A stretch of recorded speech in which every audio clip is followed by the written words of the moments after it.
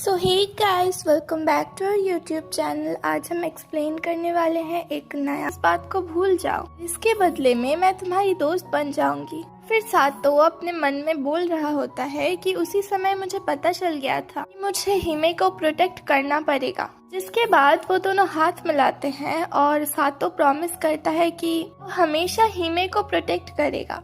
अब हम 10 साल बाद के सीन को देख पाते हैं। यहाँ पर कि सातो उठता है, उसके सामने हिमे बैठी हुई होती है और वो उसको उठाती है और ये दोनों ही अब बहुत ही बड़े बड़े हो गए होते हैं। यहीं पर हिमे बोलती है कि मैंने तुम्हारे लिए ब्रेकफास्ट बना दिया है और उस ब्रेकफास्ट को देखकर सातो बहुत ज्यादा हैरान हो जाता है और वो बोलता है ये तो काफी महंगा खाना है। मैं बोलती है कि मैं जल्दी उठ गई थी क्योंकि समर ब्रेक जो चल रहा था, इसलिए मैंने तुम्हारे लिए ब्रेकफास्ट भी बना दिया। वहीं पर सातो बोल रहा होता है ये लड़की हिमे है, मेरी बचपन की दोस्त। 10 सालों से ये मेरे फ्लैट के साइड वाले फ्लैट में रहती है और उसका कोई भी पेरेंट्स नहीं है। वो अपने ग्रैंडफादर के साथ रह रही है। जिसके बाद सातो तो हिमे को देखता रहता है और वो बोलता है कि हाई स्कूल के बाद से तुम तो काफी ज्यादा चेंज हो गई हो। मैं बोलती है कि मैंने जानबूझकर ही अपने प्रोफाइल को लॉक कर दिया है ताकि मेरे ऊपर ज्यादा अटेंशन ना जाए, वैसे भी मैं तो एक प्रिंसेस हूँ। फिर सातो बोलता है ये बात मैं बचपन से सुनता आ रहा हूँ। वहीं पर हिमे तो सातो की तरफ देखती रहती है,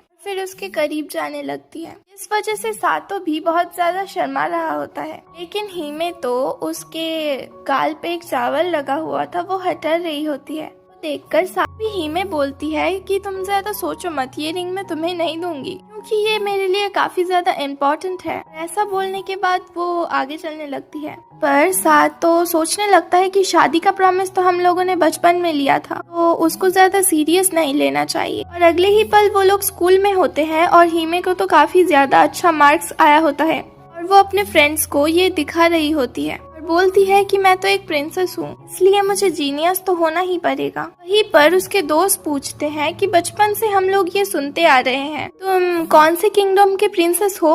वहीं दूसरी तरफ हम सातो और उसके दोस्तों को देख पाते हैं। यहाँ पर सातो का दोस्त सातो को बोल रहा होता है कल से समर ब्रेक शुरू हो रहा है और सातो को तो कोई स्ट्रेस नहीं है, उसके पास तो एक गर्लफ्रेंड है, वो हमेशा एक ही साथ स्कूल आते हैं। सातो बोलता है ऐसी बात नहीं है, मैं तो मेरे साथ इसलिए आती है कि वो मेरे घर के बगल में रहती है। जिसके बाद सातो का दोस्त थोड़ा सा गुस्सा होके बोलता है चीजें तो हमेशा सेम ही रहेंगी। ठीक तभी सातो के फोन में एक मैसेज आता है कि हिमे ने किया होता है। इसमें लिखा होता है कि आज रात हम समर फेस्टिवल में घूमने जाएंगे। जो देखकर तो सातो शर्मा जाता है और बोलता है कि वो मुझे मैसेज क्यों कर रही है। वहीं पर तो हिमे उसको देखकर एक स्माइल देती है और वहां से चली जाती है। फिर अगले सीन में वो दोनों समर फेस्टिवल में पहुंच जाते हैं जहाँ की हिमे ने युकड्डा पहना होता है, जिसको देखकर सातो शर्मा जाता है और उसकी तारीफ करता है। हिमे तो इसकी वजह से ब्लश करने लगती है और बोलती है तो आगे बढ़ते हैं। घूमते हुए हिमे सातो को बोल रही होती है तुम्हें याद है जब हम बच्चे थे तब भी हम इस समर फेस्टिवल में आया करते थे, लेकिन एक दिन हम दोनों ही गुम गए थे, लेकिन मैं अलग फिर से खो ना जाऊं इसलिए तुमने पूरे समय तक मेरा हाथ पकड़ा हुआ था।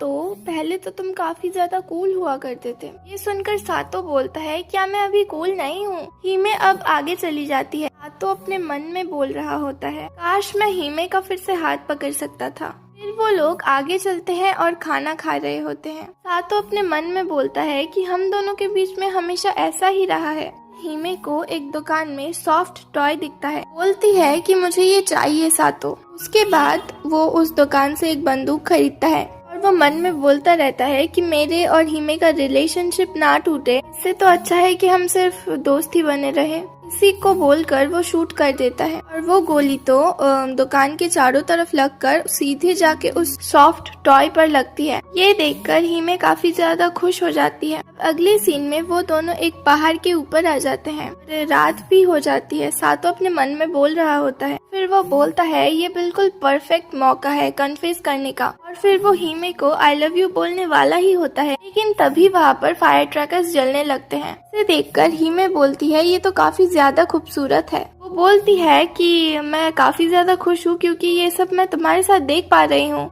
उसकी खुशी देखकर सातो भी कुछ नहीं बोलता और वो भी बोलता है कि मैं भी खुश हूँ तुम्हारे साथ एक साथ देखकर। यहीं पर तो हिमे बहुत ज्यादा शर्मा रही होती है और वो बोलती है कि एक सीक्रेट है जो कि मैं तुम्हें कभी बता नहीं पाई। ये सुनने के बाद तो सातो ब्लश करने लगता है और उसको लगने लगता है कि शायद हिमे उसको कन्फेस करने वाली है। तभी हिमे बोलती है कि मैंने डिसाइड कर लिया है कि मैं अपने घर को शिफ्ट करूंगी। ये सुनने के बाद तो मानो सातो के सर पर आसमान ही गिर जाता है और फिर वो बोलता है कि तो फिर तुम घर कब शिफ्ट कर रही हो। जवाब में हिमे बोलती है कि कल मैं ग्रैंडफादर के होम टावर में वापस जा रही हूँ और वो यहाँ से काफी ज्यादा दूर है। ये सुनने के बाद तो सातो अभी भी बहुत ज्यादा सदमे में होता है। अब अगले ही पल वो दोनों घर वापस आते हैं और हिमे सातो को शुक्रिया करती है उसके साथ आज घूमने के लिए। सातो फिर से अपने मन की बात कहने वाला होता है, लेकिन हिमे उसको रोक लेती है और वो बोलती है कि मैं खुश हूँ कि मैंने तुम्हारे साथ समर फेस्टिवल देखा। उसके बाद वो बोलता है कि क्या सच में तुम्हें शिफ्ट करना ही पड़ेगा, लेकिन हिमे इसका कोई जवाब नहीं दे और वो बोलती है आज के लिए तुम्हारा शुक्रिया, गुड बाय। ये बोलने के बाद वो अपने घर के अंदर जाकर दरवाजे को बंद कर देती है। उसके बाद सातो भी अपने रूम में आ जाता है और वो तो हिमे के बारे में ही सोच रहा होता है और वो बोलता है कि हिमे बहुत ही ज्यादा दूर जा रही है, लेकिन कहाँ पर। मुझे पहले ऐसा लगता था कि मैं उसके बारे में सब कुछ जानता हूँ, लेकिन असल में तो मैंने उसके बारे में कुछ जानने का कोशिश ही नहीं किया। लेकिन तभी सातो के घर पर अचानक से बहुत ही ज्यादा लाइट आने लगता है, जो देखकर तो सातो अपने रूम से बाहर जाने लगता है। फिर वो देखता है कि बाहर के ऊपर तो वही लाइट आ रहा था कि 10 साल पहले एक बार आया था। वो बोलता है उस रात तो वही हुआ था। अब अगले सीन में हम हिमे को देख पाते हैं जो वही खड़ी होती है और वो उसके अंदर अब जाने वाली होती है। अभी उसके पीछे सातो आ जाता है और चिल्लाकर बोलता है। फिर हिमे भी खुश हो जाती है और बोलती है तुम्हें याद आ ही गया, असल में मैं अपने घर को शिफ्ट नहीं कर रही हूँ, बल्कि मैं एक दूसरी दुनिया में ही जा रही हूँ जो कि इस दुनिया से काफी ज्यादा अलग है। कि मेरा शादी हो रहा है क्योंकि मैं एक प्रिंसेस जो हूँ। मुझे तुम्हारे साथ काफी ज्यादा मजा आया, लेकिन मुझे अब जाना होगा। ऐसा बोलकर वो उस लाइट के अंदर जाने लगती है। तो उसको रोकने की तो कोशिश करता है, लेकिन वो नहीं रुकती है। इसके बाद सातो बहुत ही ज्यादा कंफ्यूज्ड होता है, लेकिन तभी उसके दिमाग में एक स्ट्राइक करता है। बस यहाँ पर हिमे को बोलने के लिए आया था, वो होगा सो देखा जाएगा। और ये बोलने के बाद तो वो भी उस लाइट के अंदर चला जाता है। नेक्स्ट दिन में जब सातो की आंखें खुलती हैं, वो एक किसी और ही अलग जगह पे होता है। उसके सामने तो हिमे और एक लड़के के साथ शादी हो रहा होता है। जैसे ही हिमे सातो को देखती है वो तो इमोशनल हो जाती है। तभी प्रिंस हिमे से पूछता है आखिरकार ये लड़का कौन है। तभी उस किंगडम में एक बहुत ही बड़ा और खतरनाक मॉन्स्टर अटैक कर देता है, जो देखकर उसके ग्रैंडफादर बोलते हैं मुझे पता था ऐसा ही कुछ होगा। हिमे को दूसरी दुनिया में छुपा के रखना इसका आइडिया बहुत ही ज्यादा बेहतर था। और फिर वो उसी मॉन्स्टर के सामने आ जाते हैं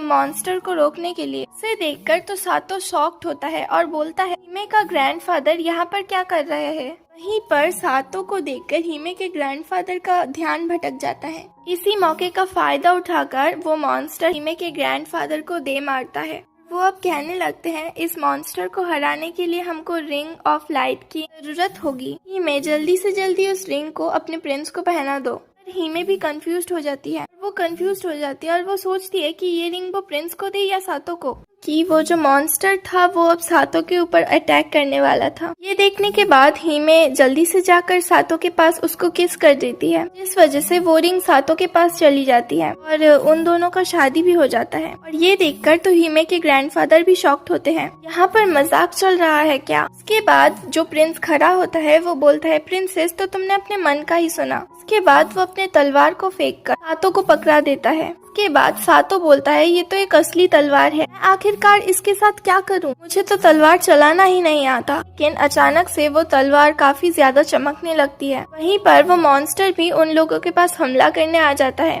वो देखकर सातो बोलता है मुझे यहाँ पर बिल्कुल भी समझ नहीं आ रहा ये यहाँ पर चल क्या रहा है, लेकिन मुझे ऐसा लगता है कि मुझे हिमे को कुछ भी करके बचाना पड़ेगा। ऐसा बोलने के बाद वो उस मॉन्स्टर को एक ही अटैक से बीच से काट देता है। इसे देखकर वहाँ पे खड़े हुए सभी लोग शॉक्ड हो जाते हैं। वहीं दूसरी तरफ सातो बहुत ज्यादा थककर वहीं पर बेहोश हो जाता है। अगले सीन में सातो का आँख खुलता है और वो उठकर हीमे से पूछता है कि आखिरकार मैं कहाँ पर हूँ। हीमे बोलती है कि हम लोग अभी रॉयल पैलेस के कपल बेड में हैं। और कपल बेड का नाम सुनते ही तो सातो शर्माने लगता है। हीमे बोलती है कि तुम शर्मा क्यों रहे हो, कि हम लोगों ने तो किस भी करी है। फिर हीमे ये भी बताती है कि मेरी शादी एक प्रिंस से होने वाली थी, लेकिन मैं उस प्रिंस को बिल्कुल भी नहीं चाहती थी और मेरा मन उससे शादी करने का बिल्कुल भी नहीं था। लेकिन तभी मुझे वहाँ पर तुम मिले और मैं तो तुम्हें बहुत ही अच्छी तरीके से जानती हूँ, इसलिए मैंने तुमको ही रिंग पहना दी और तुमसे शादी कर लिया। इसलिए मुझे माफ कर देना, क्योंकि आज से तुम ही मेरे हीरो हो। ये सुनकर तो सातो भी शॉक्ड हो जाता है और बोलता है क्या मैं एक हीरो हूँ? नहीं, दूसरी तरफ हम दो मेड को देख पाते हैं कि सातो के बारे में बात कर रहे होते हैं कि वो काफी ज्यादा कमाल का है और वो दूसरी दुनिया से प्रिंसेस को बचाने के लिए आया है। फिर अगले सीन में हम देख पाते हैं कि लोग कहने लगते हैं कि हीमे का शादी तो एक प्रिंस से होने वाला था,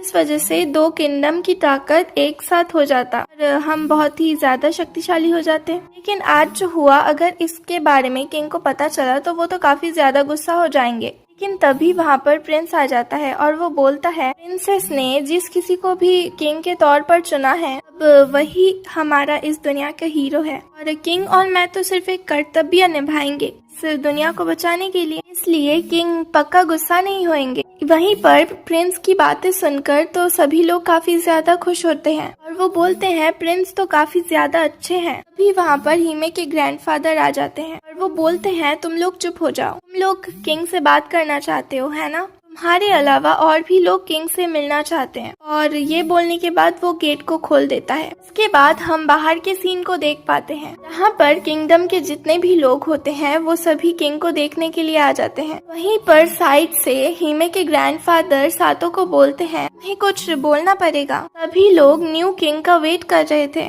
सातो तो पहले बहुत ज्यादा घबरा गया होता है, लेकिन वो धीरे धीरे सब कुछ समझ पाता है। फिर वो बोलता है मैं रिंग किंग सातो हूँ, मैं एक हीरो हूँ, मैं दूसरी दुनिया से आया हूँ ताकि मैं इस दुनिया को बचा सकूं। अब अगले सीन में सातो नहा रहा होता है, वो बोलता है शायद से मैंने कुछ ज्यादा ही कर दिया। भी वहाँ पर हीमे भी नहाने के लिए आ जाती है और उसे देखकर तो सातो शर्मा जाता है और कहता है तुम यहाँ पर क्या कर रही हो। इस पर हीमे बोलती है बेवकूफ, हम लोगों की शादी हो गई है, इसलिए हम लोगों को अब से ऐसे ही नहाना पड़ेगा। फिर वो दोनों एक साथ मिलके नहा रहे होते हैं और वो दोनों ही शर्मा रहे होते हैं। मैं बोलती है मुझे माफ कर देना, अगर मैं तुमसे शादी नहीं करती तो ये सब कुछ नहीं होता। सातो बोलता है तुम इतना टेंशन मत करो, वैसे भी समर ब्रेक चल रहा है और रिंग प्रिंसेस ने तो खुद ही मुझे अपना हस्बैंड चुना है, अगर मैं तो इस दुनिया से हूँ इसलिए यहीं पर ही रहना पड़ेगा। जिसमें सातो बोलता है अगर ऐसी बात है तो मैं भी यहीं पर रहूंगा और तुमको प्रोटेक्ट करूंगा। सातो का ये बात सुनकर तो हीमे काफी ज्यादा शॉक्ड हो जाती है और फिर वो याद करने लगती है बचपन में सभी बच्चे उसे चिढ़ाया करते थे, उसके बारे में उल्टा सीधा बोलते थे, लेकिन बचपन से ही सातो हमेशा हीमे के साथ खड़ा रहता था और सातो सभी को हीमे के बारे में उल्टा सीधा बोलने के लिए मना करता। याद करने के बाद हीमे बोलती है सातो तुम हमेशा से कूल ही थे। तो बोलता है कि क्या? हीमे बोलती है नहीं कुछ नहीं, हम दोनों के बीच में ज्यादा मत सोचो, बस फॉर्मेलिटी की वजह से तुमसे शादी किया है। सातो बोलता है नहीं मैं खुश हूँ क्योंकि तुमने अपने हस्बैंड के तौर पर मुझे चुना है, भले ही वो गलती से ही क्यों ना हो। वो सुनकर हीमे बोलती है लगता है तुम मुझे बहुत ही ज्यादा पसंद करते हो, लेकिन एक दोस्त के तौर पर, है ना? सातो बोलता है मेरे लिए काफी ज्यादा इम्पोर्टेंट हो दोस्त के तौर पर। लेकिन तभी अचानक से उस किंगडम में खतरे की घंटी बजना शुरू हो जाती है। ये देखकर तो सातो डर के मारे खड़ा हो जाता है और सातो के छोटे हाथी को देखकर तो हीमे भी बहुत ज्यादा डर जाती है। अगले ही सीन में हम एक बंदे को देख पाते हैं और उसके साथ तो बहुत सारे मॉन्स्टर्स भी होते हैं। वो बंदा बोलता है कि रिंग किंग तो तुम आ ही गए। वहीं पर वो बंदे तो कैसल के ऊपर हमला करते हैं, लेकिन सोल्जर्स तो उस गेट को बंद कर रखे थे। तभी सातो और हीमे कपड़े पहनते पहनते वहाँ पर जल्दी पहुँच जाते हैं और उन दोनों को ऐसी हालत में देखकर एक सोल्जर बोलता है क्या तुम दोनों अजीब काम कर रहे थे? इस वजह से वो दोनों तो शर्मा जाते हैं और वो बोलते हैं नहीं हम दोनों वो काम नहीं कर रहे थे, वो काम करने का भी समय भी नहीं है। फिर वो सोल्जर्स बोलने लगते हैं कि हमारे ऊपर काफी सारे मॉन्स्टर ने अटैक कर दिया है, हमें रिंग किंग की ताकत मतलब आपकी ताकत की जरूरत है। जिसमें हीमे बोलती है, क्या तुम लोग पागल हो चुके हो, सातो के पास कोई पावर नहीं है। फिर हीमे के ग्रैंडफादर वहाँ पर आकर बोलते हैं, अगर सातो के पास और कोई चॉइस नहीं है इसलिए सातो को लड़ना ही पड़ेगा, तक उसके पास वो रिंग है तब तक। वो सुनकर सातो बोलता है, हीमे तुम चिंता मत करो, तुम मुझ पर भरोसा कर सकती हो। जिसके बाद हीमे के ग्रैंडफादर सातो को एक हथियार देते हैं। हमारी रिंग की लाइट बुराई को मिटाती है, इसलिए जिस किसी को भी ये टच करेगी वो उसकी मैनेजमेंट लाइट के अंदर आ जाएगी और इस रिंग की वजह से तुम्हें काफी ज्यादा पावर मिलेगी और इस वजह से तुम भी बहुत ज्यादा ताकतवर हो जाओगे। वहीं पर सातो बोल रहा होता है, मुझे इस दुनिया के बारे में कुछ भी नहीं पता, हाँ इस दुनिया में क्या चल रहा है, लेकिन मैं इतना तो समझ ही गया हूँ, मुझे कुछ भी करके हीमे को प्रोटेक्ट करना ही होगा, इसलिए मैं अपना बेस्ट दूंगा। तभी हीमे दौड़कर आकर सातो को किस कर लेती है, जिस वजह से उस मैनेजमेंट लाइट की पावर और भी ज्यादा बढ़ जाती है। वहाँ पर सोल्जर्स भी सातो को गुड लक बोल रहे होते हैं। वहीं पर हीमे भी शर्मा कर बोलती है, मेरा हस्बैंड प्रोटेक्ट करो। और इसके बाद सातो भी लड़ने के लिए तैयार हो जाता है। इसके बाद अगले सीन में हम बहुत सारे मॉन्स्टर को देख पाते हैं जो कि कैसल के ऊपर अटैक कर रहे होते हैं। मॉन्स्टर एक मेड को मारने वाली ही होती है, लेकिन तभी बीच में सातो आकर उसे मार देता है और उस मेड को भी बचा लेता है। उसके बाद सातो उसे मारने के बाद बोलता है कि मुझे तो पहले से भी ज्यादा ताकतवर महसूस हो रहा है। तभी वहाँ पर हीमे के ग्रैंडफादर आ जाते हैं और वो बोलते हैं, ये सब कुछ हीमे की किसकी वजह से हो रहा है, तुम दोनों के बॉन्ड की वजह से ही तुम्हारा पावर आता है। प्रिंसेस की तो यही ड्यूटी होती है कि वो रिंग किंग की पावर को एक्टिवेट करे, लेकिन सातो ये तुम्हारे लिए चैलेंजिंग हो सकता है। आखिरकार तुम इस पावर को कितनी देर तक मेंटेन कर सकते हो, लेकिन तुम चिंता मत करो, ये सब कुछ मैं तुम्हें सिखा दूंगा। इसके बाद सातो बोलता है, क्या सच में आप हीमे के ग्रैंडफादर हो, लेकिन आप तो ग्रेट सेज एस्परस गॉड हो, है ना। ग्रैंडफादर बोलता है कि एस्परस कस्टर नहीं एल्बास्टर। तभी आसमान से उड़ता हुआ एक अजीब सा मॉन्स्टर आ जाता है और वो तो सातो के हाथ पर उस रिंग को ही देखे जा रहा होता है। उसे देखकर तो एल्विस्टर काफी ज्यादा डर जाता है और वो बोलता है, ये तो एबिस किंग का एक नाइट है। तो बोलता है कि हीमे ने मुझे पावर दिया है ताकि मैं उसे प्रोटेक्ट कर सकूं। ये बोलते हुए तो वो नाइट के ऊपर अटैक कर देता है। एलाबास्टर उसे रोकने की तो कोशिश करता है, लेकिन सातो नहीं रुकता। उसके अटैक करने से पहले ही वो नाइट तो उसके ऊपर अटैक करके उसे पीछे धकेल देता है, लेकिन सातो को उतना ज्यादा चोट नहीं लगता क्योंकि उसके पास रिंग किंग की जो पावर है। फिर एलाबास्टर बोलता है कि सातो जल्दी से यहाँ से भागो। वो दोनों ही वहाँ से भागने लगते हैं। वो देखकर तो वो नाइट तो मॉन्स्टर को उनके पीछे भगा देता है। वो मॉन्स्टर तो उन दोनों के पीछे बहुत जल्दी जा रहे होते हैं। वहीं पर भागते हुए सातो पूछता है कि आखिरकार ये लोग कौन हैं? एलाबास्टर बोलता है, वो तो एक नाइट था, उसके पास बहुत ही ज्यादा पावरफुल मैजिक है, वो एक काफी ज्यादा खतरनाक मॉन्स्टर भी है। सातो बोलता है, क्या मैं अपने रिंग के पावर से उसे हरा नहीं सकता? जवाब में एलाबास्टर बोलता है, ये सब कुछ बाद में होगा, पहले हमें यहाँ से निकलना होगा। फिर तभी एलाबास्टर वहाँ पे अपने मैजिक की मदद से एक चट्टान खड़ी कर देता है। इस वजह से वो मॉन्स्टर भी वहाँ पर अटक जाते हैं। उसके बाद जैसे ही वो लोग आगे बढ़ने वाले होते हैं, वो लोग तो एकदम दंग रह जाते हैं कि उनके पहले से ही वहाँ पे नाइट तो पहले से ही खड़ा हुआ था। लेकिन टाइम पर वहाँ पर एक प्रिंस आ जाता है। वो उस नाइट के ऊपर कपड़ा देकर उस कपड़े के ऊपर आग लगा देता है। उसको वहाँ पर देखकर तो सातो बहुत ही ज्यादा शॉक्ड होता है। अभी प्रिंस बोलता है कि तुम लोग जल्दी से यहाँ से भागो। तो बोलता है, हम इस कासल से नहीं भाग सकते क्योंकि हीमे तो अभी भी इस कासल के अंदर ही है। प्रिंस बोलता है, तुम हीमे के लिए टेंशन मत करो, वो अभी सेफ है। अगले सीन में हम देखते हैं कि वो सब लोग कैरेज में बैठकर उस कासल से दूर कहीं जा रहे होते हैं। वहीं पर हीमे तो सातो को देखकर रोती है और वो बोलती है, मैं खुश हूँ कि तुम जिंदा हो। इसके बाद सातो उस प्रिंस को थैंक यू बोलता है हीमे को बचाने के लिए और उसका नाम भी पूछता है। जवाब में प्रिंस बोलता है, मेरा नाम है आर्मारो गियास गिसारास। सातो तो उसका नाम भी नहीं ले पा रहा होता है। इस वजह से वो बोलता है कि तुम मुझे मार्स बुला सकते हो। एलाबास्टर बोलने लगता है कि किंगडम की हालत काफी ज्यादा बुरी है। उस नाइट को अभी तक पता नहीं चला कि हम लोग कासल से भाग गए हैं। अगर उसे पता चल जाता है तो वो हमारे पीछे मॉन्स्टर भेजेगा। अगर बात की जाए उसको हराने का तो हम उस रिंग की पावर से उसे हरा नहीं सकते कि वो एकदम इम्पॉसिबल है। सातो बोलता है, मतलब कि मैं उसको कभी हरा नहीं पाऊंगा। एलाबास्टर बोलता है कि अभी हमें भागना पड़ेगा क्योंकि अभी तुम्हारे पास पूरी तरीके से पावर नहीं आई है। फिर सातो बोलता है कि पूरी तरीके की पावर से आपका क्या मतलब है? जवाब में एलाबास्टर बोलता है कि रिंग गेज के पावर के अनुसार तुम्हारा पावर थोड़ा ही है और तुम्हारी फुल पावर को पाने के लिए तुम्हें 4 रिंग को हासिल करना होगा। तो सुनने के बाद तो सातो एकदम दंग रह जाता है और जवाब में सातो बोलता है क्या ये एक वेडिंग रिंग नहीं है। एलेवेस्टर बोलता है अगर मैं दूसरे शब्दों से कहूँ तो तुम्हें अभी भी और 4 प्रिंसेस से शादी करना पड़ेगा ताकि तुम और 4 रिंग को पालो। यही है एक रिंग किंग की ड्यूटी। तुम एक्साइटेड नहीं हो? और उनकी ये सब बातें सुनकर तो दूर से ही मैं काफी ज्यादा जेलस फील कर रही होती है। अगले सीन में वो लोग एक घर पर आते हैं और उस घर में तो सिर्फ 2 ही रूम की, एक रूम में एलेवेस्टर और मार्स सोएंगे और दूसरे रूम में सातो और हीमे सोएंगे, जिस वजह से वो दोनों शर्माने लगते हैं। अगले ही पल वो दोनों एक साथ बैठकर बात करने लगते हैं। इसके बाद एलेवेस्टर बोलता है सातो कल सुबह हम निकले, इसके पहले ही मैं तुम्हें कुछ बताना चाहता हूँ। बहुत साल पहले एबिस किंग इस दुनिया में आया था अपने डार्क पावर की मदद से पूरी दुनिया को अपने कब्जे में लेने के लिए, जिस वजह से बहुत देश तबाह हुआ, बहुत लोग मारे भी गए। और उस डार्क किंग को हराने के लिए रिंग किंग ने 5 रिंग बनाए, इसमें कि 5 अलग अलग मैजिकल पावर्स हैं, जैसे कि light, fire, water, mind and earth. Ring की वजह से रिंग किंग ने एबिस किंग को हार्ट एबिस किंग को सील कर दिया था। इसके बाद वो रिंग 5 अलग अलग जगह पर अलग अलग लड़कियों को दिया गया और अभी के लिए तो वो एबिस किंग फिर से जाग गया है और वो अपने पावर को फिर से रीगेन भी कर रहा है।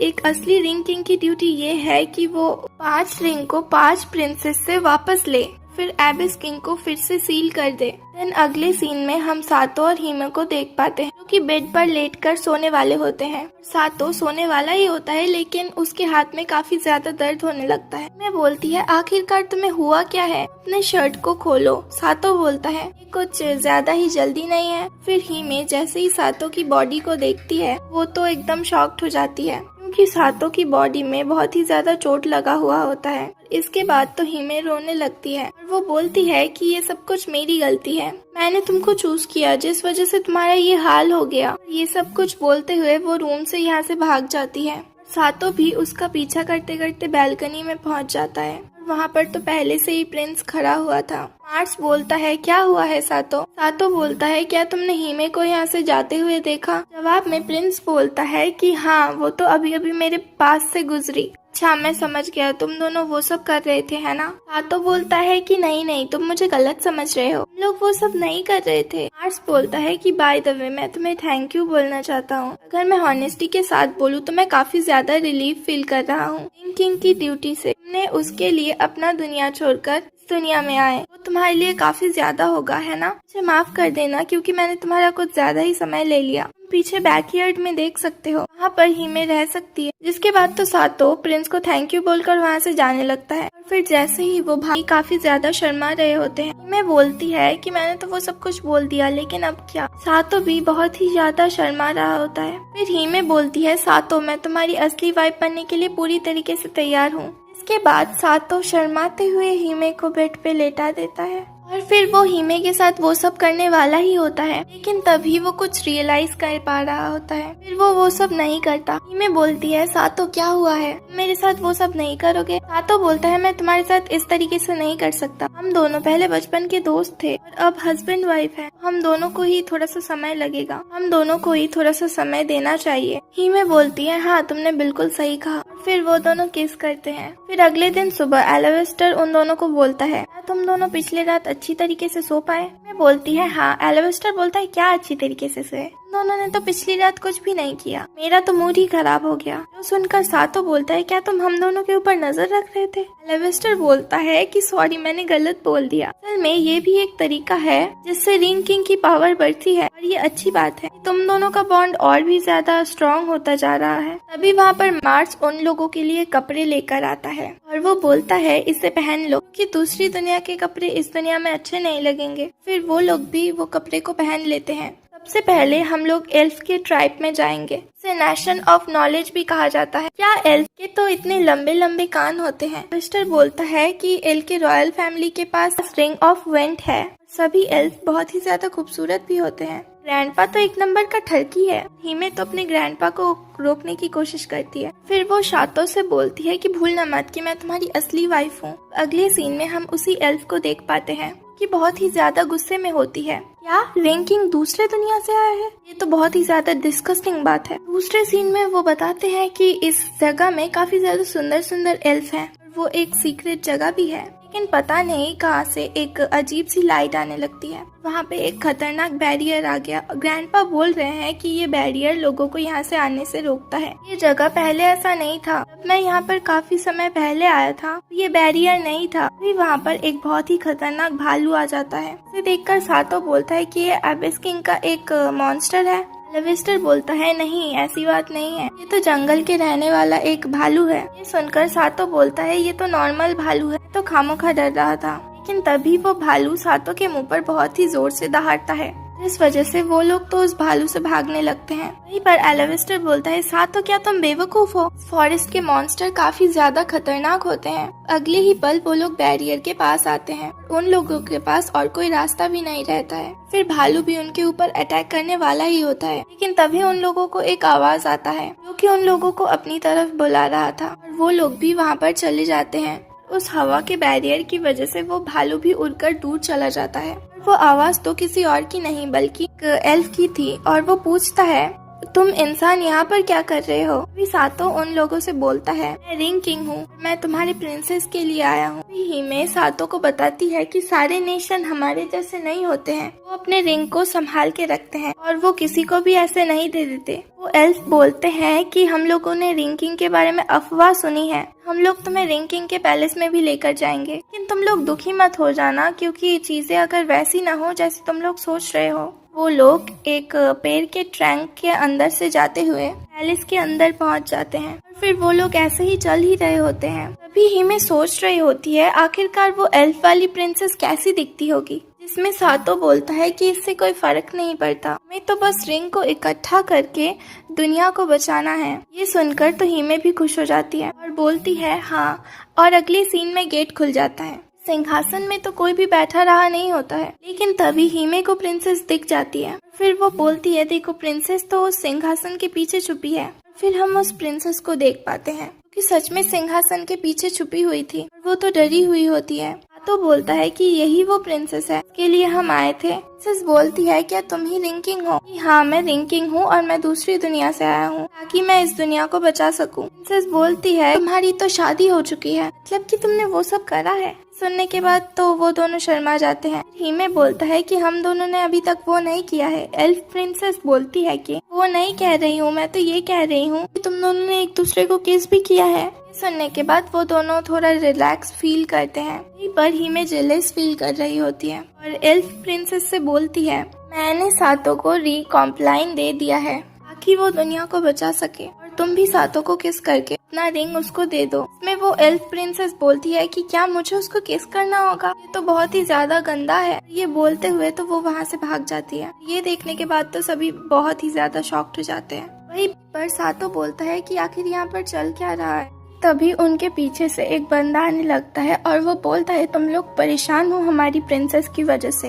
लेकिन यही है हमारी प्रिंसेस और उनसे ये रिंग लेना आसान नहीं होगा। लेकिन उसको देखकर सातो बोलता है कि आप कौन हो? फिर वो बंदा बोलता है मेरा नाम है जेट लोमका और मैं इस जगह का किंग हूँ और तुम्हारी प्रिंसेस मेरी बहन है जिसका नाम है नेप्रिटिस लोमका। तुम्हें देख के ऐसा लगता है कि तुम ही हो रिंग किंग, है ना? और इसके बाद उसके एक ही इशारे से सारे सोल्जर सातो को घेर लेते हैं, जो देखकर हिमे और बाकी सब परेशान हो जाते हैं। वो लोग पूछते हैं आखिरकार ये चल क्या रहा है। जेट बोलता है तुम लोग टेंशन मत करो, हम लोग रिंग किंग के ऊपर थोड़ी देर नजर रखेंगे। इसके बाद वो लोग तो सातो को जेल में बंद कर देते हैं। बोलता है क्या मैंने कुछ गलत काम कर दिया है? जेट बोलता है मेरी बहन थोड़ी सी सेंसिटिव है। जवाब में सातो हाँ बोलता है। जवाब में जेट गुस्से में बोलता है कि मेरी बहन बहुत ही ज्यादा इनोसेंट है, वो बहुत ज्यादा भोली भी है, वो अपने बड़े भाई यानी कि मुझको बहुत ज्यादा प्यार भी करती है। इसके अलावा और भी कई रीजंस है जिसकी वजह से वो कभी बाहर नहीं गई, इसलिए उसका इतना ज्यादा आदत नहीं है आउटसाइडर्स को देखना या उनसे मिलने का। और वो अभी सिर्फ 54 इयर्स की है,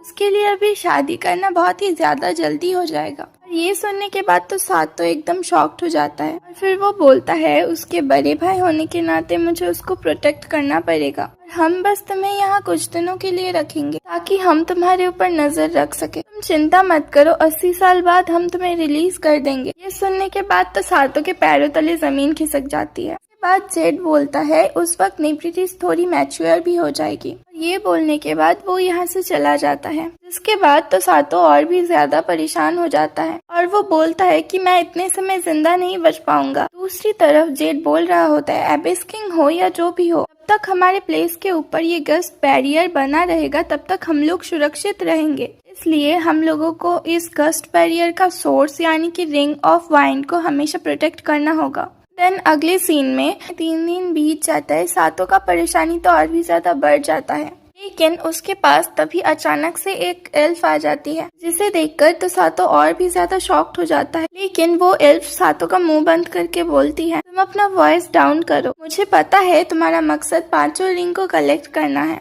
लेकिन तुम वो 5 रिंग कलेक्ट करके क्या क्या करोगे? तुम सच में एबिस किंग को हराओगे या फिर तुम्हारा कोई और मकसद है? सातो बोलता है कि मुझे पता नहीं कि तुम कौन हो और तुम मुझसे चाहती क्या हो। मैं बस यहाँ पर हीमे के लिए आया था और मैं उसके साथ एक खुशी खुशी हैप्पी लाइफ जीना चाहता हूँ। सुनकर तो वो एल्फ हंसती है और वो बोलती है कि तुम तो काफी ज्यादा अजीब हो, तुम्हारे पास रिंग किंग का पावर है फिर भी तुम सिर्फ एक ही लड़की के ऊपर अटके हुए हो। जिसके बाद वो एक वॉल के पास जाती है, वो वहाँ पर एक गुप्त दरवाजा खोलती है, जो देखकर तो सातो शॉक्ड हो जाता है। वो बोलता है आखिरकार तुम मेरी मदद क्यों कर रही हो? जिसमें वो एल्फ बताती है मैं इस नेशन का एक गार्ड हूँ, तुम हो रिंग किंग, जो कि सिर्फ अकेला उस एबिस किंग का सामना कर पाएगा। जेड को ये सब पता है, लेकिन उसने फिर भी तुम्हें यहाँ बंद कर रखा ताकि गास्ट बैरियर सुरक्षित रहे। ये बैरियर यहाँ के लोगों के लिए एक पिंजरे जैसा है। उसके बाद सातो वहाँ पर उस एल्फ के साथ दूसरी जगह पे जाने लगता है और उस जगह पर पहुंचकर तो सातो शॉक्ड हो जाता है, क्योंकि वहाँ पर 2 स्टैचू होते हैं जिनके उंगली में द रिंग ऑफ वाइन का रिंग लगा हुआ होता है। इससे वो लड़की बोल रही होती है इसी रिंग को वो तुम्हें देने वाली है, लेकिन ठीक तभी वहाँ पर कोई आने लगता है। इस वजह से वो दोनों जाकर एक जगह पर छुप जाते हैं। इस चीज को देखकर सातो बोलता है कि ये एक जिंदा बॉल है, लेकिन हम देख पाते हैं कि वो कोई और नहीं प्रिंसेस होती है जो कि कंबल में छुपी हुई थी। जिसके बाद नेफ्रिटिस उस स्टैचू से बात करने लगती है पापा मम्मा रिंग किंग दूसरी दुनिया से आया है लेने के लिए, लेकिन अब मैं क्या करूं? मैं तो इस जगह से बाहर नहीं जा सकती जैसे कि आपने मुझसे प्रॉमिस किया था। नेफ्रिटिस को ऐसे देख के सातो बोलता है क्या ये हमेशा इन स्टैचू से बात करती है? वो एल्फ बोलती है स्टैचू, शायद तुम्हें गलतफहमी हो गई है, स्टैचू नहीं है बल्कि ये दोनों तो हमारे गार्डियंस थे जिनका दिल तो मर चुका है लेकिन इनकी बॉडी पत्थर जैसी हो चुकी है, और यही दोनों रिंग की मदद से गस्ट बैरियर को पावर दे रहे हैं। यही दोनों हमारे किंग और क्वीन थे।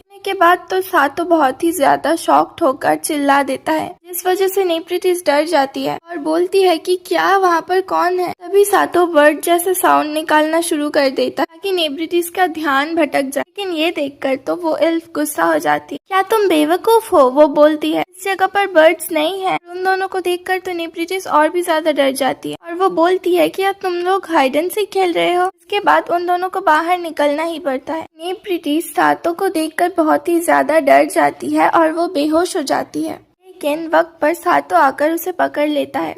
तभी वहाँ पर नेफ्रिटिस को ढूंढते हुए एक सोल्जर वहाँ पर आता है, जिस वजह से सातो और वो एल्फ वहाँ पर नहीं रुकते हैं और वहाँ से दूर चले जाते हैं। फिर वो सोल्जर जब वहाँ पर आता है वो नेफ्रिटिस को वहाँ पर नहीं देख पाता। इसके अगले पल ही वो जेड को इन्फॉर्म कर देता है। वो बोलता है कि सर नेफ्रिटिस मिसिंग है, जो सुनने के बाद तो जेड एकदम पागल ही हो जाता है और सभी को नेफ्रिटिस को ढूंढने के लिए इन्फॉर्म कर देता है। और वो अपने मन में बोल रहा होता है कि ये मुझे पता था कि ये कौन कर सकता है। दूसरी तरफ हम सातो और नेफ्रिटिस को एक जगह देख पाते हैं जहाँ पर कि नेफ्रिटिस अभी भी बेहोश होती है। तभी सातो को एक पास्ट का मोमेंट याद आता है जहाँ पर वो एल्फ सातो को बोल रही थी अभी प्रिंसेस बेहोश है और तुम्हारे पास सिर्फ यही एक मौका है, उसको किस करके वो रिंग ले लो। ये बोलने के बाद तो वो वहाँ से चली जाती है और फिर सातो नेफ्रिटिस की तरफ देखकर बहुत ही ज्यादा शर्मा रहा होता है। कुछ देर बाद नेफ्रिटिस की आँख खुलती है, वो वहाँ पर सातो को देखकर उसके सामने बहुत ही ज्यादा डर जाती है। सातो उसको शांत करने की तो बहुत ही ज्यादा कोशिश करता है, लेकिन डर के मारे नेफ्रिटिस तो उल्टी कर देती है, जो कि सातो के शर्ट पर और नेफ्रिटिस के ड्रेस पर भी लग जाती है। दूसरी तरफ उसका भाई सातो को जेल के अंदर ना देखकर और भी ज्यादा गुस्सा हो जाता है। तभी वहाँ पर वही एल्फ आ जाती है। जेड अब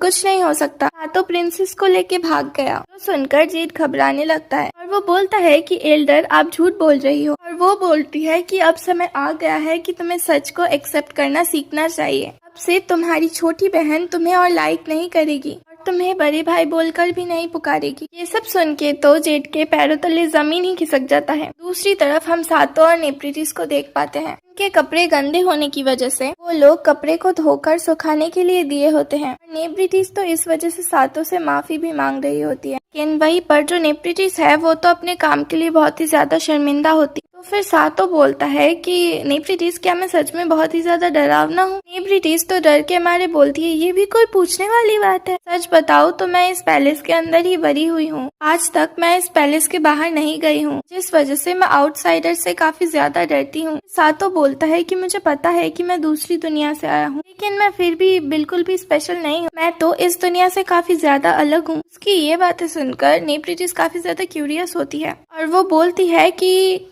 आखिरकार तुम्हारा दुनिया कैसा है? तुम्हारा दुनिया काफी ज्यादा डरावना जगह है। वहाँ पे ऑर्क्स और गॉब्लिन भरे पड़े हैं या फिर बड़े बड़े खतरनाक ड्रैगन लोगों के ऊपर हमला करते हैं। और सातो बोलता है, अरे नहीं नहीं नहीं, मेरी दुनिया में कोई मॉन्स्टर नहीं है, बल्कि मेरी दुनिया तो बहुत ही ज्यादा पीसफुल है। नेप्रिटिस बोलती है, क्या वहाँ पर एल्फ्स भी रहती है? और ये पूछने के बाद तो वो काफी ज्यादा एक्साइटेड हो जाती है और सातो के कुछ ज्यादा ही क्लोज आ जाती है, जो देखकर तो सातो बहुत ही ज्यादा ब्लश करता है। वो बोलता है, नहीं, मेरी दुनिया में कोई एल्फ्स नहीं है। और ये सुनकर तो वो दुखी हो जाती है। सातो बोलता है, तुम तो मेरी दुनिया में काफी ज्यादा इंटरेस्ट ले रही। नेप्रिटिस बोलती है कि अगर मैं सच बताऊं तो मैं बाहर की दुनिया में काफी ज्यादा इंटरेस्टेड हूँ, क्योंकि मैं कभी बाहर की दुनिया में नहीं गई हूँ, लेकिन मैं बाहर की दुनिया से रिलेटेड काफी ज्यादा बुक पढ़ी हूँ और उनको पढ़ के ही मैं बाहर की दुनिया को इमेजिन करती हूँ, जिस वजह से मैं काफी ज्यादा खुश होती हूँ और मुझे ऐसा लगता है कि मैं कहीं पर भी जा सकती हूँ। लेकिन सच बात तो ये है कि मैं हमेशा से यहीं पर ही थी।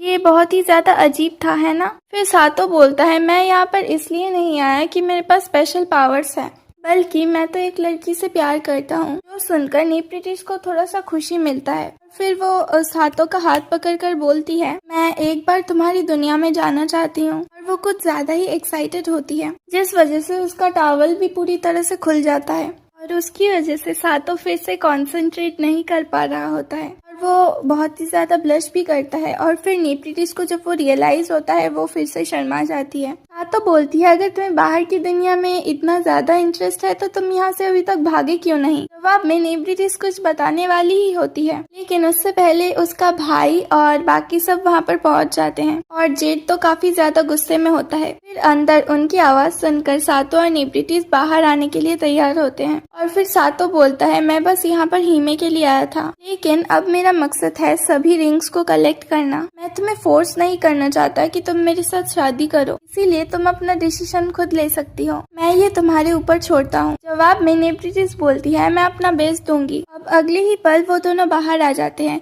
और जेड तो सातो को नेप्रिटिस से दूर रहने के लिए कहता है, लेकिन तभी नेप्रिटिस सामने आ जाती है और वो बोलती है, भैया आप रिंग किंग को जैसे समझ रहे हो वो वैसा नहीं है। जवाब में उसका भाई बोलता है, बेवकूफ मत बनो, रिंग किंग ने तुम्हारा ब्रेन वॉश किया है। हमारे पेरेंट्स के पास अभी भी वो रिंग है, जिस वजह से हमारा पैलेस अभी भी सुरक्षित है।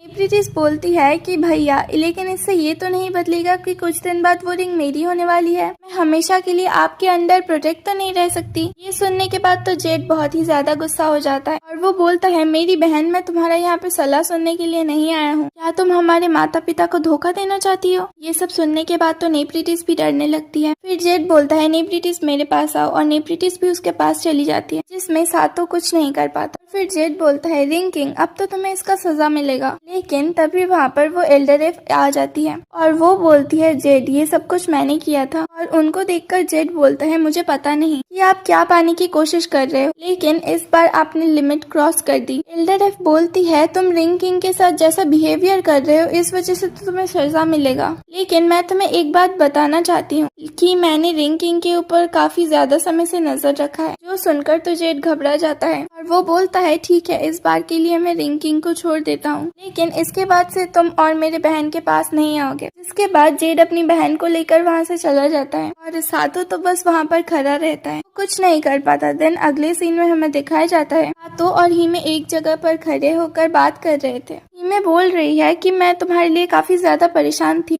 सातो बोलता है कि तुम मेरे लिए इतना भी ज्यादा परेशान मत हुआ करो, क्योंकि मुझे कुछ नहीं होगा। मैं बोलती है, सुनकर अच्छा लगा और ऐसा लगता है कि तुम और प्रिंसेस काफी ज्यादा क्लोज आ चुके हो। जो सुनकर सातो हंसता है और वो बोलता है, क्या तुम जेलस फील कर रही हो?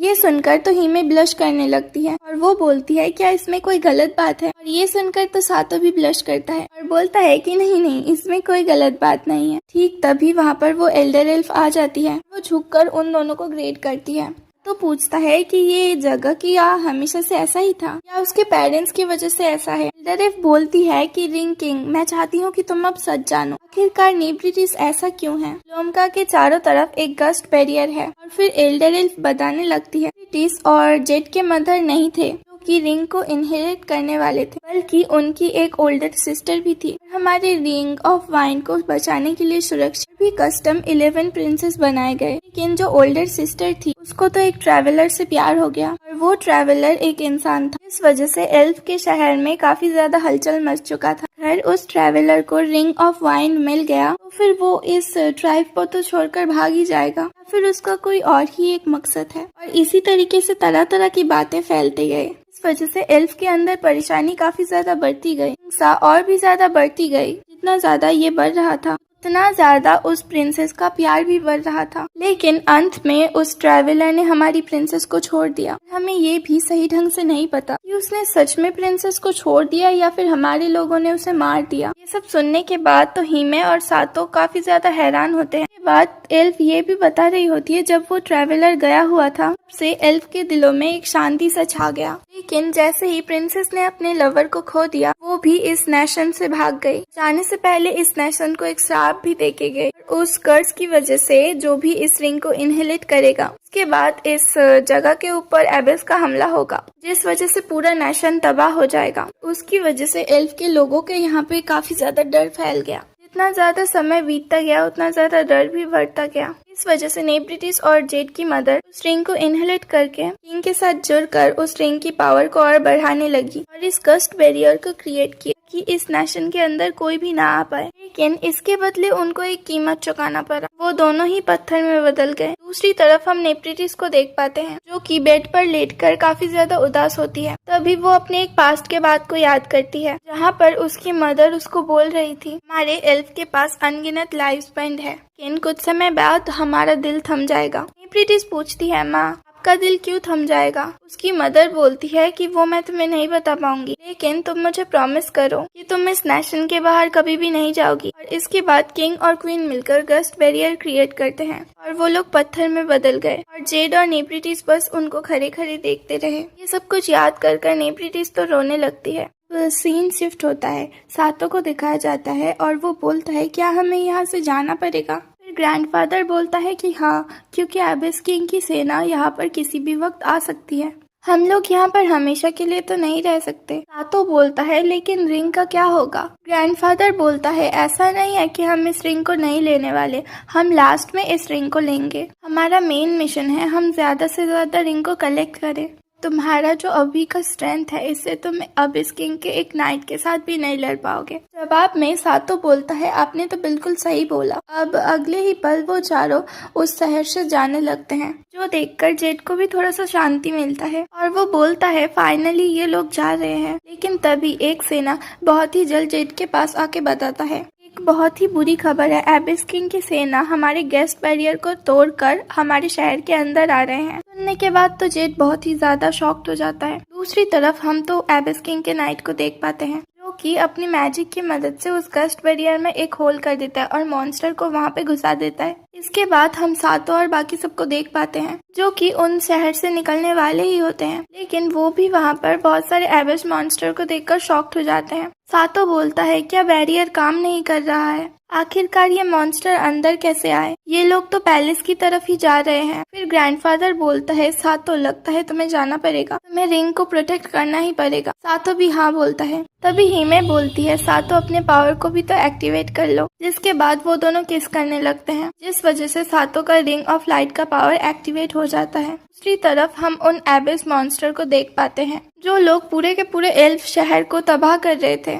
फिर हम नेब्रिटिस को भी देख पाते हैं, जो कि अभी भी दुखी होकर घर के अंदर ही बैठी हुई थी। बाहर से एल्डर नेब्रिटिस को सब बता रही थी, लेकिन नेब्रिटिस बोलती है मुझे बाहर जाने की कोई जरूरत नहीं, मेरे भैया सब कुछ संभाल लेंगे, क्योंकि मैं अपने माता पिता के प्रॉमिस को नहीं तोड़ सकती, मुझे हमेशा यहीं पर ही रहना पड़ेगा। दूसरी तरफ हम उस एबेस नाइट को देख पाते हैं, जो कि रिंग ऑफ वाइन के पास पहुंच जाता है और फिर वो उस रिंग ऑफ वाइन को लेने वाला ही होता है, लेकिन उससे पहले वहाँ पर जेड आ जाता है। फिर वो बोलता है एबेस के नाइट, तुमने बैरियर को तोड़ा, मेरे शहर को तबाह किया और अब तुम इस रिंग ऑफ वाइन को चुराने का सोच रहे हो, तुम्हें नहीं छोड़ने वाला। ये बोलने के बाद वो उस एबेस नाइट के ऊपर हमला कर देता है, लेकिन वो नाइट तो उस हमले को बहुत ही आसानी से रोक लेता है, जो देखकर जेड शॉक हो जाता है और वो अपने अटैक से जेड को तो बहुत दूर धकेल देता है। हमले की वजह से जेड की हालत तो काफी ज्यादा बुरा हो जाता है और फिर भी वो बोलता है मैं ऐसे यहाँ पर हार नहीं सकता, मुझे मेरे शहर को बचाना पड़ेगा, मुझे मेरे रिंग ऑफ वाइन को बचाना पड़ेगा। इसके बाद ये सब सुनने के बाद वो नाइट तो जेन के ऊपर काफी खतरनाक हमला कर देता है। वो हमला जेड को लगने वाला ही होता है, लेकिन उससे पहले ही सातो आकर उस हमले को ब्लॉक कर देता है,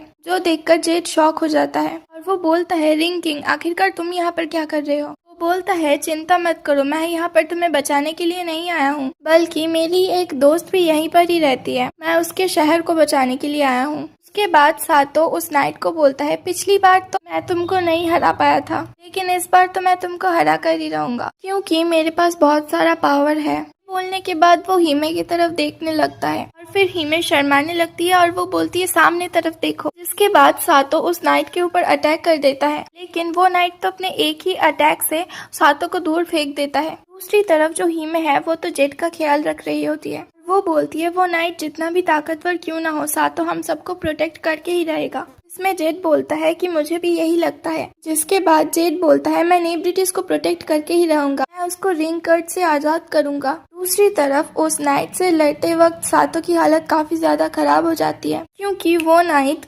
सातो से काफी ज्यादा ताकतवर होता है। अभी भी सातो के पास बस एक ही रिंग है, जिस वजह से उसका पावर पूरी तरीके से एक्टिवेट नहीं हुआ है। ये देखकर हीमे भी समझ जाती है और फिर वो वहाँ से भागकर किसी और जगह पर जाने लग जाती है। अगले ही पल हम देख पाते हैं हीमे नेब्रिटिस के रूम के बाहर उसको बुला रही होती है। दूसरी तरफ सातो अपने जीजान से लड़ रहा था। दूसरी तरफ एल्डर आ जाती है और वो बोलती है रिंग ऑफ लाइट की प्रिंसेस नेब्रिटिस को बुलाने के लिए गई है। तो सुनकर सातो पूछता है लेकिन आखिरकार वो क्यों गई है। एल्डर बोलती है शायद वो तुमको बचाने के लिए गई है और जब तक ना वो यहाँ पर आती है हमें इनको और भी ज्यादा उलझा कर रखना होगा। दूसरी तरफ हीमे नेब्रिटिस से रिक्वेस्ट करती है प्लीज सातो के साथ शादी कर लो। मुझे पता है हम दोनों एक दूसरे को अच्छी तरीके से नहीं जानते, तुमको क्या हुआ है, तुम क्या फील करती हो, तुम मुझे बता सकती हो, क्योंकि जब मैं छोटी थी तब मेरे पेरेंट्स भी रिंग ऑफ लाइट को बचाने के लिए मारे गए। मुझे पता है तुम्हारा ड्यूटी है कि तुम्हें रिंग को प्रोटेक्ट करना पड़ेगा, लेकिन फिर भी मुझे बहुत ही ज्यादा अफसोस हो रहा है कि मैं सातो के लिए कुछ भी नहीं कर पा रही हूँ। ये सब सुनकर नेब्रिटिस बोलती मेरे पेरेंट्स ने रिंग ऑफ वाइन की मदद से गस्ट बैरियर को बनाया ताकि मुझे रिंग ऑफ वाइन को यूज करना ना पड़े, तो फिर मैं अपने पेरेंट्स के वादे को कैसे तोड़ सकती हूँ। हम दोनों बिल्कुल भी सेम नहीं है। हीमे बोलती है तुमने बिल्कुल सही कहा, लेकिन होपलेस नहीं हो।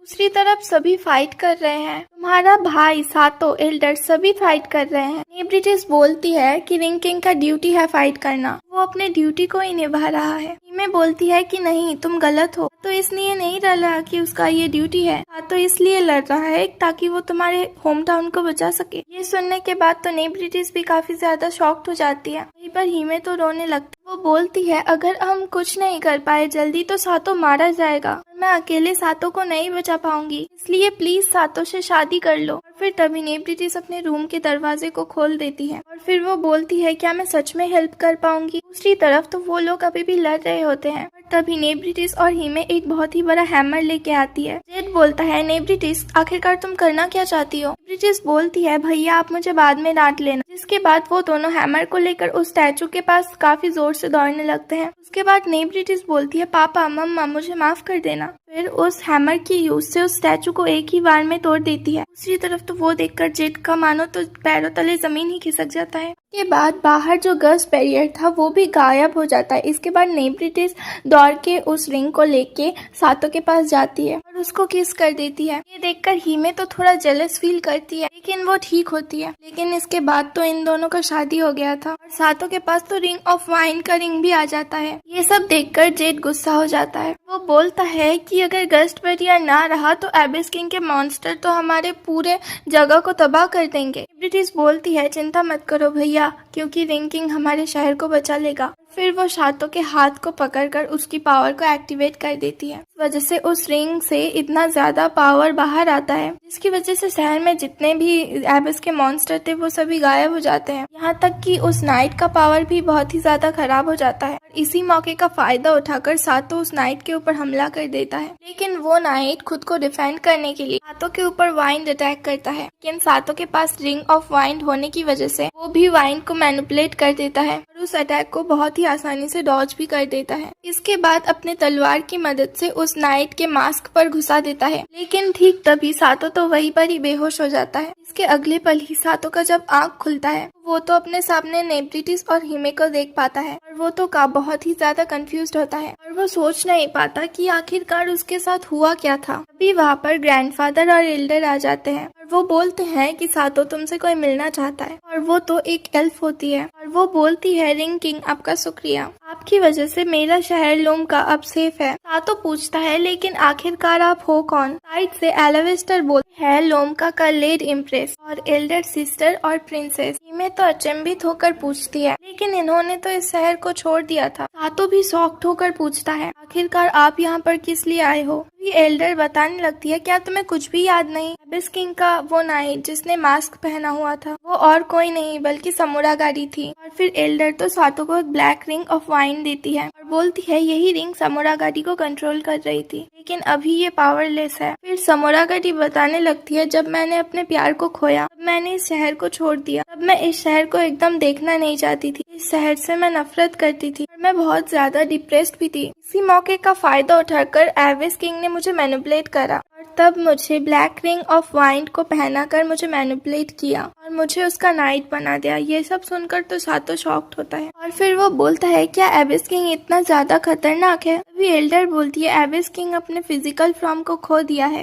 जब उसने पहली बार रिंग किंग के साथ फाइट किया था और उसका सोल नॉर्थ के कोई बर्ना एरिया में सील्ड है, लेकिन फिर भी वो अपने फिजिकल फॉर्म के बिना अपने सेना को बना रहा है। यहाँ तक कि कई ह्यूमंस को मैनिपुलेट करके अपने कब्जे में ले लेता है। तो सुनकर सातों खड़ा होता है मुझे जल्दी से और भी रिंग को कलेक्ट करना होगा, लेकिन उसका हालत बुरा होने की वजह से वो गिर जाता है और हिमे उसको संभालती है। और साइड से एल्डर बोलती है तुमने कुछ बहुत ज्यादा पावर को यूज कर लिया जिस वजह से तुम्हारा सर चकरा रहा है। तुम मर भी सकते थे लेकिन तुम्हारा इन दोनों प्रिंसेस का प्यार तुम्हें बचा रखा है। अभी सातों रियलाइज कर पाता है कि उसकी तो दोबारा शादी हो गई और अब उसके दो वाइफ है, एक है नेब्रिटिस और दूसरी है हिमे। और फिर सातों नेब्रिटिस को कुछ बोलने वाला होता है, लेकिन तभी नेब्रिटिस बोलती है सातों समा हमारे यहाँ पर एक बहुत ही ज्यादा अच्छा हॉट स्प्रिंग है, चलो वहाँ पर नहाते हैं और आपका थकान इससे दूर हो जाएगा। ये सुनकर तो सातों कुछ भी बोल नहीं पाता और इसके बाद वो तीनों अब एक साथ नहा रहे होते हैं। और तभी नेब्रिटिस बोलती है कि मुझे पता है आप और हिमे एक दूसरे से बहुत ही ज्यादा प्यार करते हैं, मैं चाहती हूँ कि हिमे भी मुझे गाइड करे ताकि मैं आपको प्यार कर सकूं। जो सुनकर हिमे शर्मा जाती है और वो बोलती है कि तुमने बिल्कुल सही कहा, हम दोनों एक दूसरे को बहुत ज्यादा प्यार करते हैं और हम दोनों हर रात एक दूसरे को किस भी करते हैं। जो सुनकर नेब्रिटिस और सातों दोनों ही शर्माने लगते हैं। तभी वहाँ पर एल्डर आ जाती है और वो बोलती है कि मैं भी देखना चाहती हूँ कि तुम दोनों अपने लव को कैसे मल्टीप्लेट करती हो। वैसे तो मेरे पास बहुत सारे इंटीमेट होने का एक्सपीरियंस है, लेकिन मैंने कभी दूसरे दुनिया से आने वाले इंसान का इंटीमेट नहीं किया है, तो ये मेरे लिए एक परफेक्ट चांस होगा कि मैं तुम दोनों को देखूं। और फिर वो तो उन दोनों के सामने बैठ जाती है और बोलती है चलो शुरू करो। इसके बाद तो हिमे बहुत ही ज्यादा शर्माने लगती है और वो नेब्रिटिस को बोलती है कि नेब्रिटिस मुझे देखो और सीखो। वो दोनों ही बहुत ही ज्यादा शर्मा रहे होते हैं। ये सब कुछ देख के साइड से नेब्रिटिस भी शर्मा रही होती है। पर हिमे सातों को किस करने वाली ही होती है, लेकिन तभी सातों हिमे को रोक लेता है। अगर तुम ऐसे ही करती रही तो मैं अपने आप को रोक नहीं पाऊंगा। और फिर ये बोलते हुए तो वो खड़ा हो जाता है। दूसरी तरफ प्रिंसेस सोमेलागाटी एलावेस्टर को बोलती है तो एक बहुत ही महान स्टेज हो। 50 साल पहले यहाँ पर एक ट्रैवलर आया था जिससे मैं प्यार करने लगी थी। क्या आप मुझे बता सकते हो कि अब वो कहाँ पर मिलेगा? क्या वो जिंदा भी है या फिर मर गया? तभी एलावेस्टर सोमेलागाटी को एक लॉकेट देता है। ये देखकर सुमेरा घाटी बहुत ही ज्यादा हैरान होती है और वो बोलती है कि मैंने ये गिफ्ट तो उसको दिया था, ये आपके पास कैसे आया। इसमें एलावेस्टर बोलने लगता है, ये गिफ्ट उसने मुझे दिया था, वो अभी जिंदा है और वो किसी एक जगह पर पीसफुली अपना लाइफ बिता रहा है, लेकिन वो अभी भी तुमसे बहुत ज्यादा प्यार करता है। सब सुनकर तो सुमेरा घाटी को भी थोड़ा सा शांति मिलता है। वो बोलता है कि मैं खुश हूँ कि मैं उसके थॉट को तुम तक पहुँचा पाया, और फिर एलावेस्टर सुमेरा घाटी के गिफ्ट को वापस कर देता है। अगले दिन नेफ्रिटिस अपने उस मूर्ति की जगह पर आती है और वो अपने फादर और मदर को गुड बाय करती है और वो बोलती है कि मैं अब स्ट्रॉन्ग बन गई हूँ, अब बड़ी हो गई हूँ, जो जाना ही पड़ेगा। तभी वहाँ पर जेड आ जाता है। वो देखकर तो नेफ्रिटिस थोड़ा हैरान हो जाती है। जेड बोलता है, मेरी बहना तुम अब पहले से स्ट्रॉन्ग बन चुकी हो, अपना ख्याल रखना। दूसरी तरफ सातो और बाकी सब तो वहाँ से जाने लग जाते हैं, लेकिन तभी वहाँ पर नेफ्रिटिस आ जाती है, जो देखकर सातो तो थोड़ा सा शॉक्ड हो जाता है और वो बोलता है, क्या तुम सच में हमारे साथ आना चाहोगी। नेफ्रिटिस बोलती है कि हाँ, एक रिंग ऑफ वाइन की प्रिंसेस होने के नाते मुझे हमेशा रिंग किंग के साथ रहना पड़ेगा और उसका सेवा करना पड़ेगा और मैं अपनी ड्यूटी को अच्छी तरीके से निभाऊंगी। और वैसे भी मैं इस जगह के बाहर की दुनिया को देखना चाहती हूँ और मैं तुम्हारी दुनिया में भी जाना चाहती हूँ। हे, तुमने तो मुझे प्रॉमिस भी किया था। ये सुनकर साइड से हिमे थोड़ा जेलस होती है। वो बोलती है कि आखिरकार तुमने इसके साथ ये प्रॉमिस कब किया था। जो देखकर तो सातो थोड़ा सा घबरा जाता है और वो बोलता है कि मुझे माफ कर देना हिमे। तरफ सुमेरा घाटी तो अभी भी अपने प्यार के बारे में सोच रही होती है। अभी वो साइड से कुछ लोगों के बातों से सुनती है। रिंग किंग के साथ ग्रेट स्टेज थे, उसका नाम एलावेस्टर है। एलावेस्टर नाम सुनने के बाद सुमेरा घाटी बहुत ही ज्यादा शॉक्ड होती है, क्योंकि 50 साल पहले वो जिससे प्यार करती थी उसका नाम भी एलावेस्टर था। मतलब कि उसका प्यार कोई और नहीं बल्कि ग्रेट स्टेज ही था। इसके बाद हम एलावेस्टर को देख पाते हैं, जो कि आखिरी बार उस पैलेस की तरफ देखता है। के बाद हम हिमे को देख पाते हैं, जो कि सातो से बोल रही होती है, आप शावर के बाद खाना खाएंगे या फिर मुझे खाएंगे। सातो तो अपने कपड़े बहुत ही जल्दी खोल देता है और वो बोलता है, मैं आज का ये पूरी रात तुम्हें देने वाला हूँ। इसके बाद हिमे बेड पर लेट जाती है और वो बहुत ही ज्यादा शर्मा रही होती है। सातो भी उसके पास आता है, लेकिन इसके बाद हम देख पाते हैं कि हिमे की जगह वहाँ पर नेफ्रिटिस आ जाती है। हिमे तो बाहर बहुत ही ज्यादा कंफ्यूज्ड होती है और वो बोलती है कि आखिरकार माँ यहाँ पर कैसे आ गई। वहीं पर सातो बोलता है, नेफ्रिटिस चलो शुरू करते हैं। और ये देखकर तो हिमे बहुत ही ज्यादा शॉक्ड होती है और वो बोलती है, सातो ऐसा नहीं करना। जिसके बाद हम देख पाते हैं कि हिमे सोकर उठती है और ये सब कुछ तो उसका बस एक सपना होता है। फिर वो उठकर सीधे बाकी लोगों और सातो के पास चली जाती है। पर सातो तो सबको खाना दे रहा होता है और हिमे को भी वो बैठने के लिए बोलता है। इसके बाद मार्स पूछता है कि इसके बाद हम कौन से किंगडम में जाने वाले हैं। जवाब में एलावेस्टर बोलता है कि इसके बाद हम किंगडम ऑफ वाटर में जाएंगे। जो सुनकर मार्स बहुत ही ज्यादा एक्साइटेड हो जाता है और वो बोलता है कि मैं तो वहाँ पर हमेशा से जाना चाहता था। दूसरी तरफ खाना खाने के बाद नेफ्रिटिस को चोट लग जाती है और सातो उसका ध्यान रख रहा होता है। और ये सब कुछ देखकर हिमे अपने मन में सोचती है, अगर देखा जाए तो सातो कुछ दिन से तो नेफ्रिटिस के साथ ही समय बिता रहा है। और ये सब कुछ देखकर वो काफी ज्यादा जेलस होती है और फिर वो सातो से बोलती है, मेरा खाना कहाँ पर है सातो। वो बोलता है, मैं अभी बिजी हूँ हिमे, तुम खुद ही ले लो ना। जो सुनकर तो हिमे काफी ज्यादा गुस्सा हो जाती है और वो बोलती है, सातो तुम ऐसा मेरे साथ क्यों कर रहे हो। और उसको गुस्सा होते हुए देखकर तो सभी लोग शॉक्ड होते हैं और हिमे बहुत ही ज्यादा शर्माते हुए वहाँ से भाग जाती है। लेकिन सातो उसके हाथ को पकड़ लेता है और तभी वहाँ पर कुछ आने लगता है और वो तो बहुत ही बड़ा मूविंग सिटी है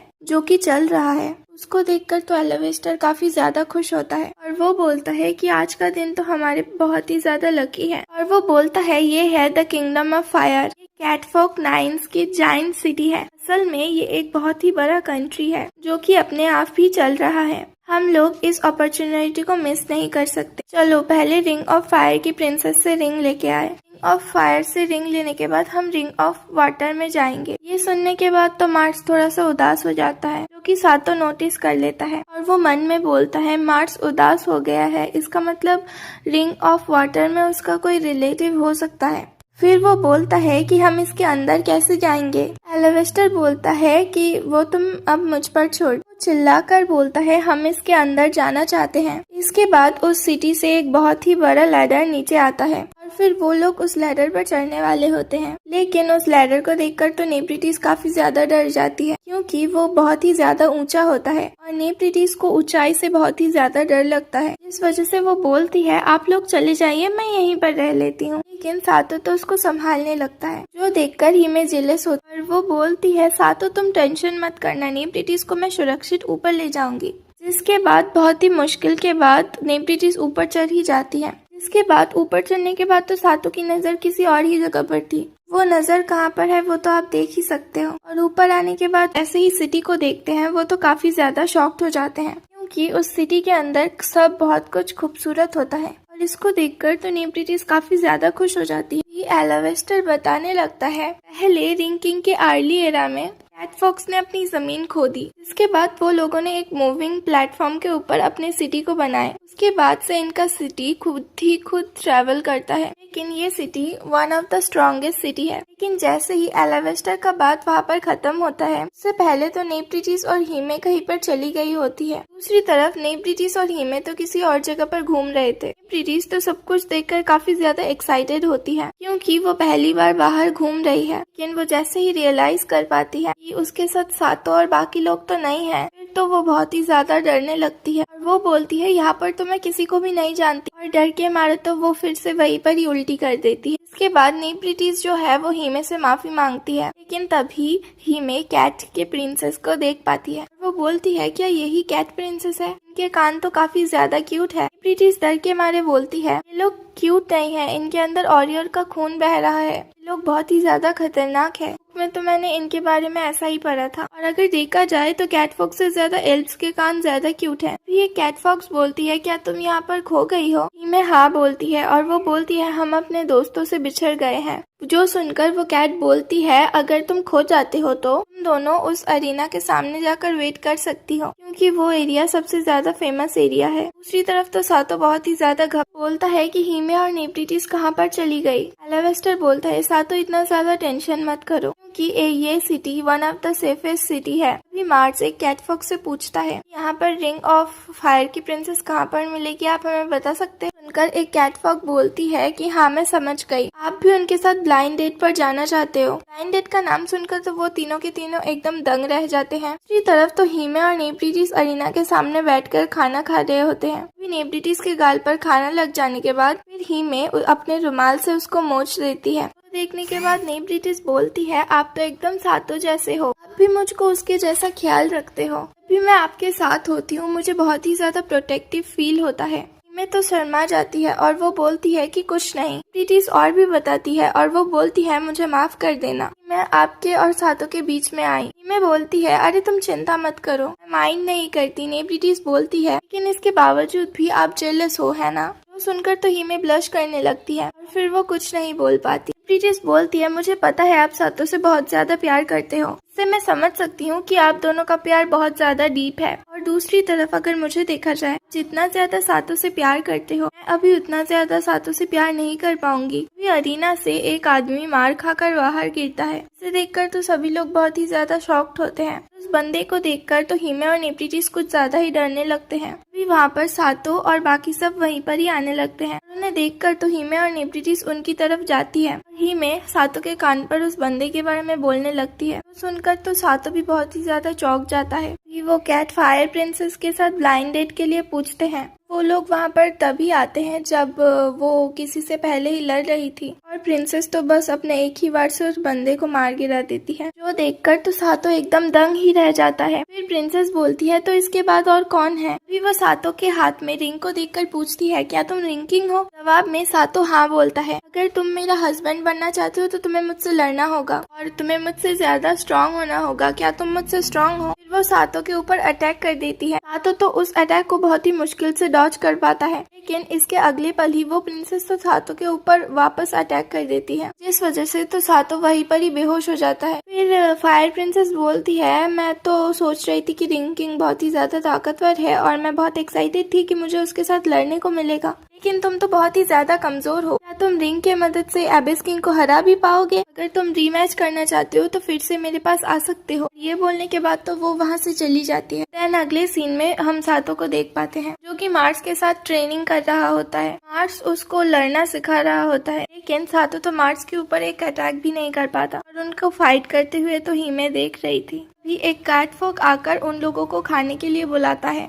के अगले पल ही वो सभी ब्रेक लेने लगते हैं और एक साथ खाना खाने लगते हैं। खाना देने वाला बंदा तभी उन लोगों को बोल रहा था कि एक स्ट्रॉन्ग बंदा जो कि रिंग ऑफ फायर की प्रिंसेस को हरा पाएगा वही रिंग ऑफ प्रिंसेस से शादी कर पाएगा। और मुझे नहीं लगता कि हमारे कंट्री के अंदर यहाँ पर उनसे कोई शादी कर पाएगा, क्योंकि हमारी प्रिंसेस तो हमारे यहाँ पे सबसे ज्यादा ताकतवर है। इस वजह से हमने दूसरे कंट्री से भी लोगों को बुलाया, लेकिन वो लोग भी हमारे प्रिंसेस से जीत नहीं पाए। और उनका नाम है क्रैनाट निदक्ता, जो कि इस जनरेशन में सबसे ज्यादा स्ट्रॉन्ग कैटफॉग प्रिंसेस है। तो सुनकर सातो बोलता है, क्या मैं सच में उनको हरा पाऊंगा? लेवेस्टर बोलता है, अरे तुम चिंता मत करो, 10,000 मैच होने के बाद भी तुम उसे नहीं हरा पाओगे। तो सुनकर सातो चौंक जाता है, तो फिर मैं ट्रेनिंग क्यों कर रहा हूँ? लेवेस्टर बोलता है कि भूलो मत, तुम्हारे पास अभी भी 2 रिंग है। सातो बोलता है कि अगर मैं बैटल के बीच में मैजिक यूज करूंगा ये तो चीटिंग होगा। तभी वो खाना देने वाला बंदा बोलता है, नहीं ये चीटिंग नहीं होगा, क्योंकि मैजिक भी ये तुम्हारे मसल का एक हिस्सा है, इस वजह से ये चीटिंग नहीं है।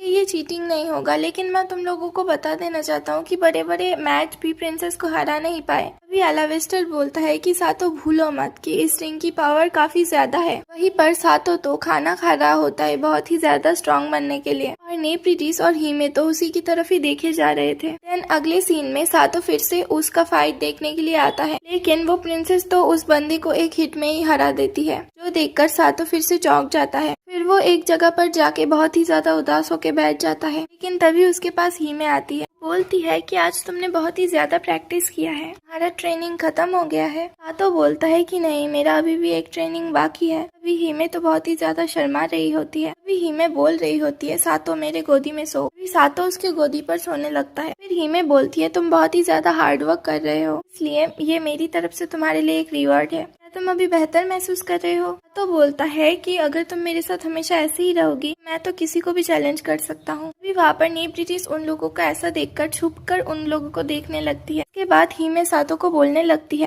तो तुम कमजोरी ठीक हो, तुम्हें ताकतवर बनने की कोई भी जरूरत नहीं। तो सुनकर सातो बहुत ही ज्यादा शॉक्ड होता है और वो बोलता है कि मैं हमेशा ऐसा कमजोर नहीं रह सकता। मैं बताती है कि तुम 5 प्रिंसेस से शादी करोगे और उनके रिंग लोगे, तुम उन रिंगों के पावर से मैजिक करोगे और उस रिंग का पावर डिपेंड करेगा हमारे प्यार के ऊपर, और हम हमारा ड्यूटी अच्छी तरीके से निभाएंगे। इसलिए तुम ताकतवर बनने के लिए अपने आप पर जोर मत डालो, लेकिन इससे तो मैं एक यूजलेस कहलाऊंगा। वहाँ पर अलावेस्टर आता है और बोलता है, सातो अब तुम्हारे ट्रेनिंग का टाइम हो चुका है। फिर सातो बहुत ही ज्यादा मोटिवेट हो जाता है और वो बोलता है, हीमे मैं बहुत ही ज्यादा मेहनत करूंगा। और इसके अगले पल ही ट्रेनिंग खत्म होने के बाद वो दोनों तो मसाज सेंटर में आते हैं और वहाँ पर आकर तो सातो चौंक जाता है, क्योंकि वहाँ पर लड़कियां मसाज कर रही थी। फिर सातो और मार्स वहाँ पर अपनी बारी के लिए थोड़ी देर वेट करते हैं। अभी सातो बोलता है कि अगर मार्स तुम रिंग किंग होते तो तुम प्रिंसेस को हरा पाते। जवाब में मार्स बोलता है, अगर देखा जाए तो मैं उसे कभी हरा नहीं पाता। तो सुनकर सातो शॉक्ड होता है। फिर वो बोलता है कि क्या प्रिंसेस इतना ज्यादा ताकतवर है? अभी वहाँ पर एक कैटफॉग आ जाती है। अभी वो बोलती है, आपका बारी आ चुका है, आप अब मसाज करने वाले हो।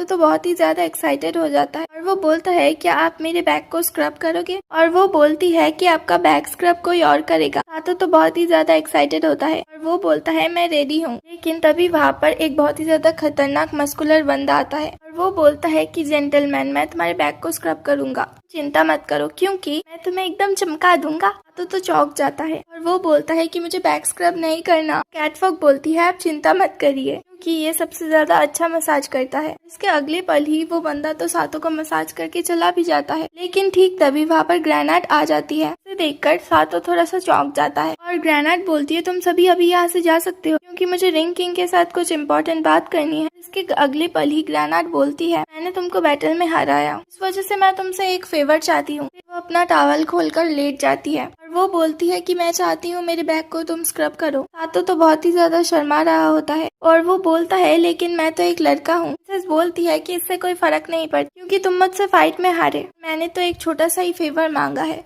इसके बाद तो सातो बहुत ही ज्यादा घबराते हुए ग्रेनाड के पैर के ऊपर मसाज करने लगता है और अपने मन में बोलता है, इनका स्किन तो काफी ज्यादा स्मूथ है और ऐसा लगता है कि ये बहुत ही ज्यादा हार्ड वर्क करती है। तभी ग्रेनाड बताने लगती है, मैं ब्लाइंड डेट के लिए एकदम टायर्ड हो चुकी हूँ। हर आदमी मुझसे फाइट करता है लेकिन वो हार जाता है और ये तो काफी ज्यादा बोरिंग होता जा रहा है। लेकिन तभी तुम यहाँ पर आए। अगर रिंग प्रिंसेस का ड्यूटी है किंग को फॉलो करो, फिर मैं अपना रिंग खुशी खुशी तुम्हें देना चाहती हूँ।